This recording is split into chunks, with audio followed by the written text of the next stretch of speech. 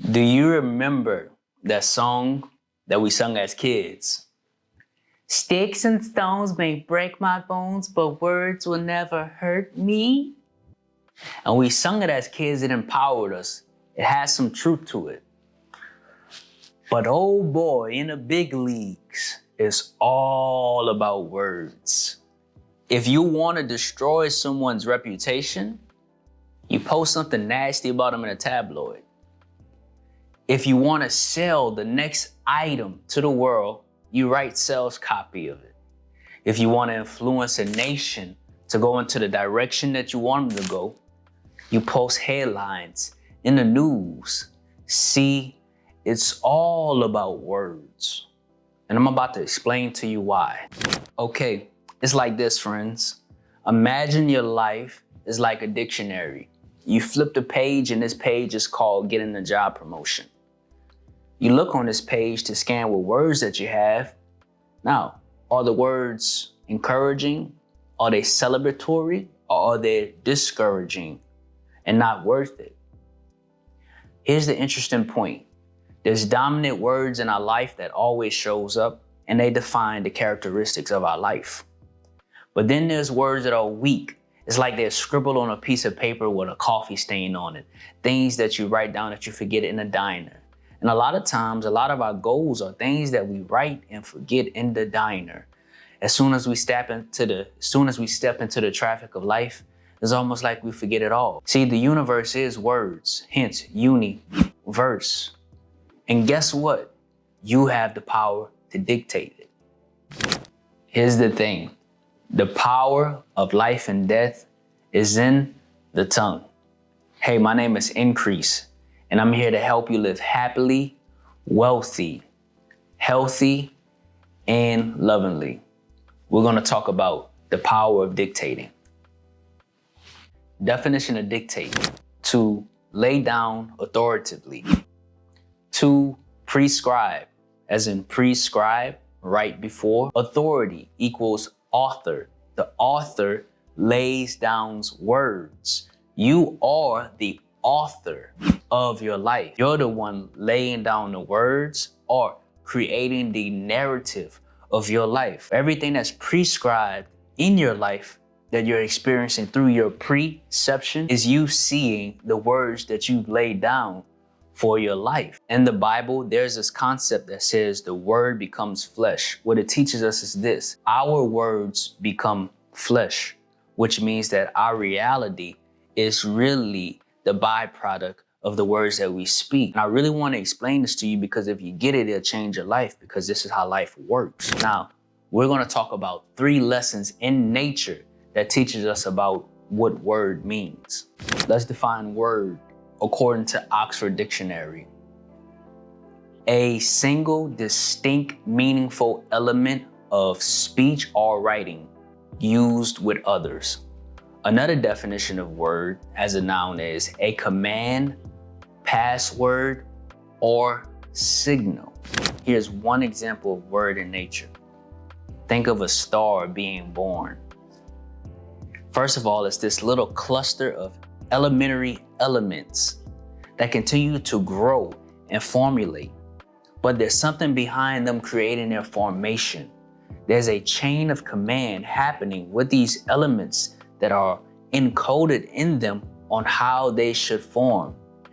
Across the universe, galaxies are always being born through the birth of stars. It happens here and it happens here. But there's some intelligence behind that, commanding its progress. All right, now check this out. This is really cool. You're gonna see this in your backyard. Here's another example of words in nature. I want you to think about the tree being planted in the ground. It starts off as this little tree and it has a root system that is spreading through the ground. Now guess what happens? Look at the communication that's going on. The tree is grabbing nutrients from the soil. The tree also does another thing that's really cool. The tree telephones other trees by connecting to what we call mycelium that exists within the ground. So in other words, to make it really plain and simple, here you have the trees talking to other trees. And here's our third example of words in nature. Now, If the galaxies are too far from you, we're going to bring it down a little bit and look at the sky. There's what we call atmospheric pressure. In the sky above you, there's an algorithm.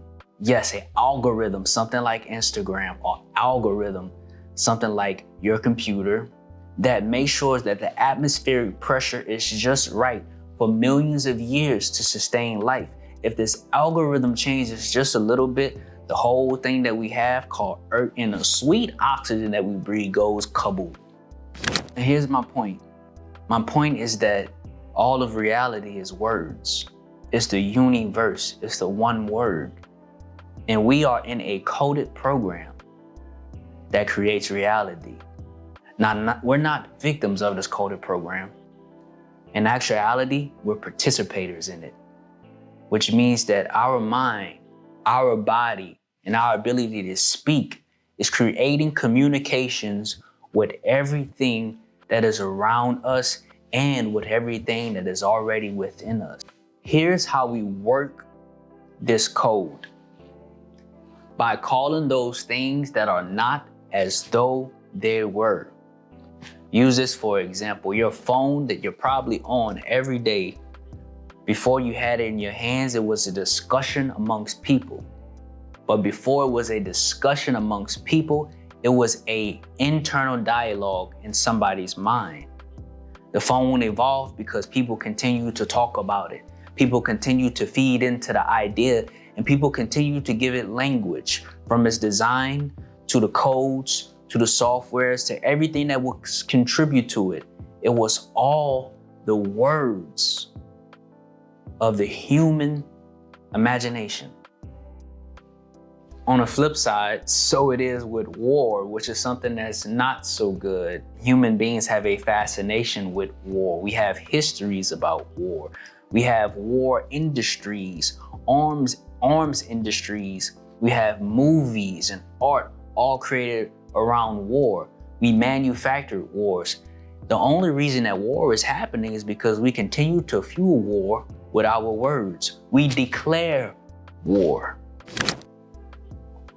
So it is words that are the law of our life, or the law of our reality. Words equals laws. Law and then order. The person who speaks the word is what you call the dictator. The dictator is the one who's the human dictionary that's bringing connotation and definition to life.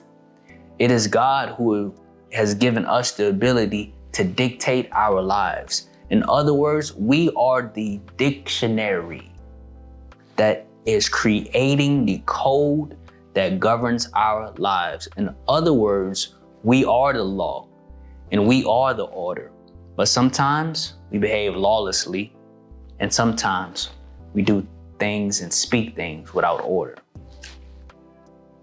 So here's how you solve that problem.